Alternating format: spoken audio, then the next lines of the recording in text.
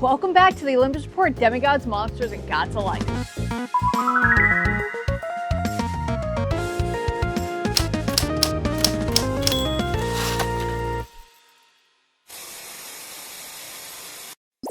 Strap in, Half-Bloods.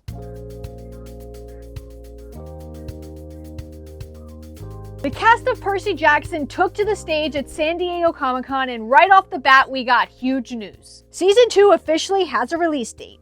Season 2 will premiere on Disney Plus on December 10th, so add it to your calendars, Half-Bloods. The panel was hosted by Timothy Simons, who plays Tantalus. He was joined by Daniel, Walker, Charlie, Dior, Leah, and Arian, along with the producers to talk filming of the show, and funny behind-the-scenes stories. The cast said they performed much of their own stunts and that Season 2 was going to be much bigger and more action-packed than Season 1. But yeah, I mean, we all, I don't want to speak for everyone, but I think we all like, the stunts are one of our favorite parts about being on the show. We all do like 95% of our own stunts. And 1,000%, yeah, we love it. And based off the trailer we just got, I believe it. You can watch my breakdown of that here. Arian also talked about how, unlike Season 1, which was mostly shot on the volume stage, Season 2 was more practical, using on-set locations and building actual sets. And so it was like seeing all these things. And you know, we had been to Camp Half-Blood in real life before, like we built that, but like Dan was talking about, these chariot races, and you know, we built more cabins and all of these like crazy set pieces. They were real. Like we were actually in the world this time. Like I could physically touch some of these things. It was insane. Walker also said that set is kind of like his own Camp Half-Blood. I don't know, I like to think of filming that set as like my Camp Half-Blood, and so yeah, it's kind of nice to take a lot of time away and grow and you know, experience real life again, and then come back and film, you know. I'm so glad that they're having fun and that they really consider each other a family, because this work can be so grueling and have really tough schedules. And considering they're going right into filming Season 3 with barely any break. I mean, I know we want the seasons as fast as possible, but let's not forget that these are still kids. On behalf of the fandom, we thank you for your dedication and hard work. But I'm thankful it's not all hard work. They do have fun. Walker talked about this funny moment on set. In the middle of our scene, Jason, because he's a giant microphone, there's these huge speakers all over the place. He like stops us and goes, "Walker, Daniel, assume Titanic position." So obviously, I get right behind Daniel, I grab onto his waist, he puts his arms out, and Sue gets on the mic and starts singing, "My Heart Will Go On." It's a beautiful moment. It brought us closer.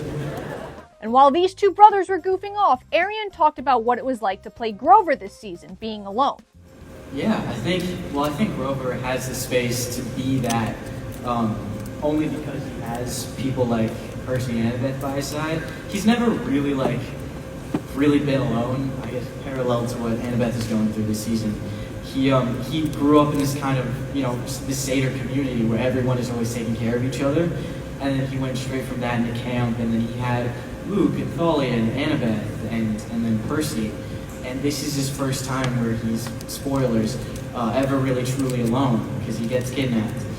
And it's interesting, like he doesn't have people to rely on, so he kind of has to step up and kind of fend for himself, and that's not really something we've ever seen from him. So I'm excited for people to see that kind of leadership side of him.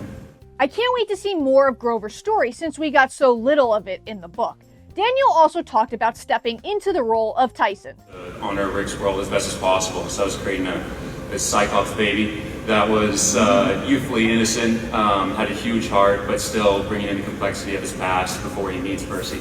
And I think we drew that line really, really well. I'm really excited for it. And then with Walker, I mean, you guys know the guy. It's like, it makes it really, really easy. He's such an incredible human being. And so I think we both coming in as fans of the books and the characters, kind of built the relationship from the pages as best as we could. And then as our friendship grew, kind of took the nuances of that to build the characters as best as we could around that, and made it really special. Honestly, I think I'm most excited to see Tyson this season. Leah also then talked about what it was like playing a more vulnerable Annabeth. And then she also, you know, Thalia is gone, she's losing her. Grover gets kidnapped and he's gone, so she has no protectors, you know. Still me.